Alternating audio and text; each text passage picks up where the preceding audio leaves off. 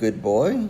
It could be, or could he be bad? And that would be a twist. Kind of like another horror movie featuring a dog we know. I don't know, but let's see if he really is a good boy or not, starting with the IMDb plot. A loyal dog moves to a rural family home with his owner, only to discover supernatural forces lurking in the shadows. As dark entities threaten his human companion, the brave pup must fight to protect the one he loves the most. All right. That is the definition of a good boy.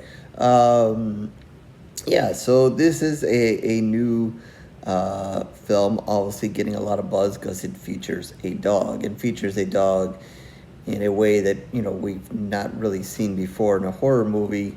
Um, we've seen, dogs here and there in movies. Obviously, probably the biggest one, as horror fans, you guys know, is Cujo. Probably one of the biggest dog horror films that is common knowledge of horror fans. And Cujo, maybe started as a good boy, but he didn't end up as a good boy. Very, very bad boy he became. So yeah, so since this is a new one featuring the dog, I don't know that there's any spoilers here to really spoil for you. Um, Obviously, probably the biggest spoiler I could tell you is if the dog lives or dies. And, I'm going to just say spoiler alert and just tell you offhand the dog is going to live because I think if you picture a good boy and then you kill off the dog here, you better have a very damn good reason you go through all this and then kill off the dog. So I don't think it's a big spoiler to say that the dog lives. I think, no one would have known as after the first review came out and said the dog died. I think, nobody was going to go and see that happen.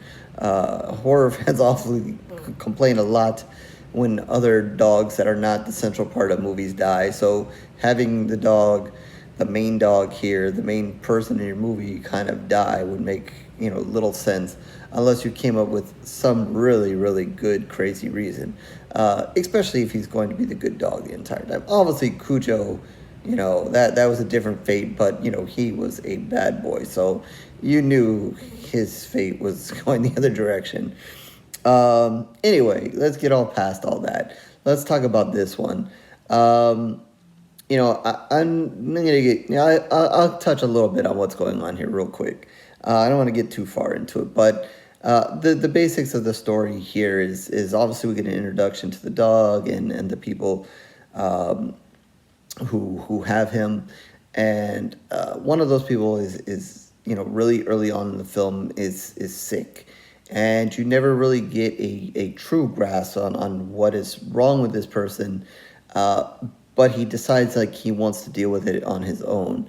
So he takes the dog and takes the dog to this family home, out in the middle of nowhere.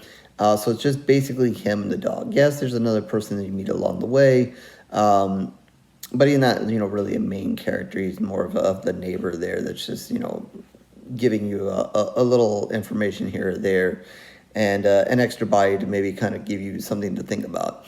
So the entire time they're there, the guy is kind of, struggling with what is going on with him. And the other time, the dog is trying to be there for him. But the dog is also seeing something in the house and something, wherever they are, whether they're in the house, they're in the woods. He's kind of seeing something out there and, feeling something, a presence there. And, it's kind of, up to you as the audience. Well, I'll talk about that in a minute, but, to kind of see, is it really there? Is it not? Is it something that's, plaguing, really the dog, plaguing the guy, plaguing both of them? What is, the background here of why this is happening? As they stay in the house, you're going to learn a little bit more about the guy and the house and definitely this thing that's there. Like I said, I don't want to get into too much of the details there. I'll let you guys see that and figure that out. I think, one of the things I wanted to talk about is kind of the filmmaking here, because it's very interesting and very different with what they do here. And, that's kind of what really makes, this worth seeing and a different experience. Continue to say, forget the remakes and let's do some original horror. Let's do something different.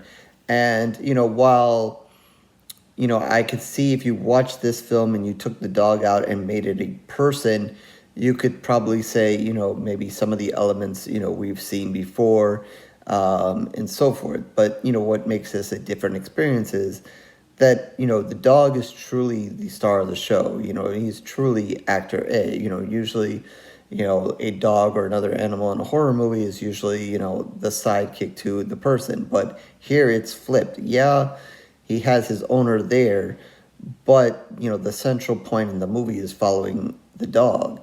The point of view is from the dog. We're seeing a lot of the filming of the dog. You really go a lot of the film without really seeing too much of the owner, at least his face. A lot of the faces of the humans in this movie you don't really see much of. Like I said, the neighbor, you really get to see more of a body. He's kind of a hunter, so he's actually even covered up, so you never really get to see him. You really don't get to see the owner's face till later on, even when they go to the doctors. The point of view is kind of lower. It's from the dog, so you're not always, the camera's not always catching the face of the owner, even regardless. So, it really is the focus of the dog and from the dog's point of view, which is, something, again, we're not really seeing before. So, that adds a different element to the movie. You're seeing the dog react to the scariness. Obviously, in other horror movies, you see a dog there, you see one of two things. Either it's going to, bark and be aggressive at, whatever the evil is or whatever the bad guy is in the movie, and maybe attack, or, if the owner pulls him away and so forth. Or we'll see a dog be completely freaked out and just basically run and hide. You kind of see, one of those two. Here you're seeing basically the dog kind of almost take a person stance in this movie, kind of be like, what is that? Am I seeing it or not? And you kind of have to take it also as as the camera kind of goes and shows you like whatever area the dog is looking at, and then eventually when they show you like something, whatever it is the dog really seeing that, or is that just there for you to see? Obviously the dog feels something, and something is there. Sometimes they tip you off because it's a sound that kind of starts it, and so forth. So you're really diving into the dog, kind of seeing it kind of like as a person would see it. We've seen, kind of almost like The Conjuring, when you kind of have that feeling that, something is happening. There's a presence in the house, and, she or both of them are kind of, wandering around, kind of feeling, what is here, what is going to move, what is is there a demon here, and so forth. So you kind of have the dog kind of in that kind of same thing, what is there, what am I seeing? The dog's obviously going to react, it's going to get scared at times. Other times it may get a little bit more aggressive. But definitely an interesting point of view, and you'll see the camera kind of turn and like look on the dog, and the dog kind of reacting. And, it's fascinating how, the dog is not really looking at the camera. The dog is, they got the dog, looking at whatever it is in the distance. So definitely, thinking about this from, as you watch this, obviously you want to enjoy the movie. But also if you're thinking about it from, a filmmaking perspective, I think it's very interesting. And I didn't do any extra reading about, so forth. Obviously the dog is super well trained to pull off this kind of mission.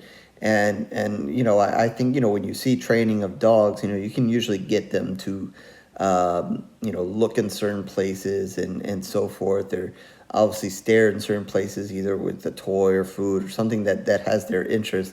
But I don't know, it just seems like a little bit extra now. I don't know if it's the camera work or just, maybe the intensity of the scene that they build around it. But whenever, there are going to be several times where the dog is just kind of sitting there, and they kind of go back and forth between looking at him and looking at whatever, he thinks is there, even before they show you whether there's a thing there or not. Obviously, because it's, the typical horror movie is going to build. It's not going to show you, what is there to start off. It's going to start off with, the dog kind of feeling something, maybe looking there, not seeing, maybe it's something else. And then later give you more and more. So obviously, it's, when they're staring at the dog and the dog is kind of like looking up and looking at whatever it is that he's looking at, there's this little bit of intensity there, especially, as, it gets darker and darker, in what you're going to eventually see, is getting closer to being revealed more and more. But it's definitely an interesting way they did that, and a dog. I mean, you think about when you're acting or when you see the actors and they get into the role and they have to be different levels of intensity and kind of be like they're scared. It's even though the camera's just focused on the dog, you can still see even the dog focusing on whatever, you can still kind of tell, okay, the dog is either freaked out or not. Obviously, it's going to cry sometimes, which that it makes it a little bit easier to gauge, what the dog is feeling. But yeah, I thought, that was, really fascinating all around with that. And, I don't think, as far as, the movie goes, obviously there's a supernatural presence, and that kind of takes you maybe a little bit out of the real world experience a little bit. But I think, they never asked the dog to do anything, absolutely, that it not normally wouldn't do. It doesn't kind of expand those boundaries. Obviously, the dog is concerned with the owner. And I think, as you watch this, and horror fans, and I think, many of us are animal lovers, dog lovers. So obviously, you're going to be intent, you're going to feel for the dog. There's times when the owner's not going to be as happy with the dog, but it's because they're going through their sickness and so forth. So, you may not appreciate some of the times when he's like yelling at the dog, and, the dog is just trying to be there for him. But he's going through a rough time of his own. I think, many dog owners, whatever, you've had those moments where, yeah, you love your animal, but whatever, but it's just not that time. I mean, you even do it to, your partner, your friends, or whatever. It's just not that time. So there are those moments with the dog as well. So, I definitely can see, people that love dogs, whatever, watching this movie and just being totally in it because of the dog, because of, feeling for him, and, in those scared moments, or in those moments where the owner might not be too happy with him. Where the dog is just trying to be loving, and maybe it's not, received the other way. So there's a lot of things, positive going on here, to see this, this movie. And I can say that I don't think I saw, any, complaints, any, whatever. I didn't read any reviews. I was just looking at like the tweets and what people shared. Anybody, come out and complain about, a whole lot in this movie. And, I think, part of that is just because, why would you? It's a dog, is doing its thing and so forth. So, yeah, definitely, again, I was just enjoyed the movie, but, kind of thinking of it in a different way. Sometimes, I don't, typically, I'm not a filmmaker, so I don't usually look at the way, movies are or whatever, but I was just, kind of thinking about, that this movie specifically makes it really different because of the dog, and how you have to film it, and how they chose to film it, because they could have shown the owners, they could have split the time a little bit more, but they really dug down on, no, this movie is about the dog, the star of the movie is the dog. We're even to the point where we're really not going to show the faces of many of the people here. It obviously makes it a little bit different because there's not a lot of dialogue. Yeah, you hear the people talk from time. Obviously, the owner's talking to the dog at times. Obviously, there's a little bit talking because they're going to give you a little bit background of what is going on here, but it's not overly dominant in this movie. So there's a lot of other things that are different about this. So I certainly enjoyed it and enjoyed what they showed. I do think, as far as I should comment on some of the horror here and the supernatural here, not just the dog. I thought they did a decent job of it. Again, it's kind of that horror where there's, something in the corner, something in the darkness, and so forth. There's, a really, I'm not going to give it away, but a pretty intense scene, with the dog, right in front of the dog, and it gets kind of a little bit crazy. I'll just say, maybe, I don't know. I don't want to spoil it. I don't want to give it away, but, hopefully you'll see, there's some blood involved, whatever. No, not the dog blood. But just that, I guess, there's some lightning and thunder. I don't know. I don't want to say too much. but yeah, there's an intense scene or two. Whether obviously that may or may not have been shot in front of the dog or not. I don't know. Maybe they shot the dog is just looking in one shot, and then they showed the scary stuff in another shot. That's how I guess they would do it. But I would say they did a decent job with this, with the scary, the horror stuff. I don't know anything that's going to jump and get you to fall off your seat, or as far as huge jump scares or not. But I think they did a pretty good job. Obviously, their most important thing is getting the dog to do what it does, and to react to things, and follow the story that's needed with the dog. But I think they did also a pretty solid job with the horror stuff.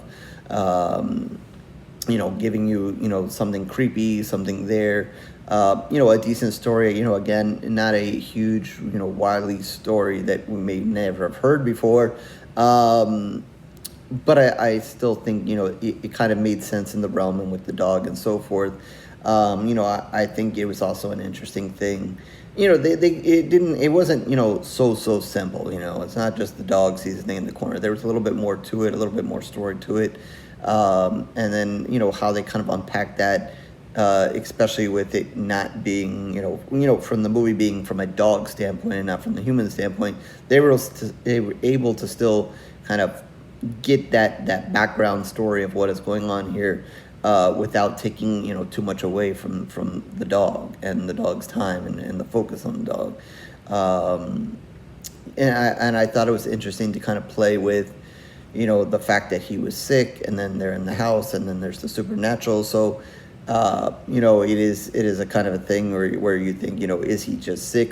Is he sick because of the supernatural? And whenever it's kind of giving you a little bit of food for thought, not just a simple, okay, him and the dog are here and the house is haunted, and they could have just gone in that direction.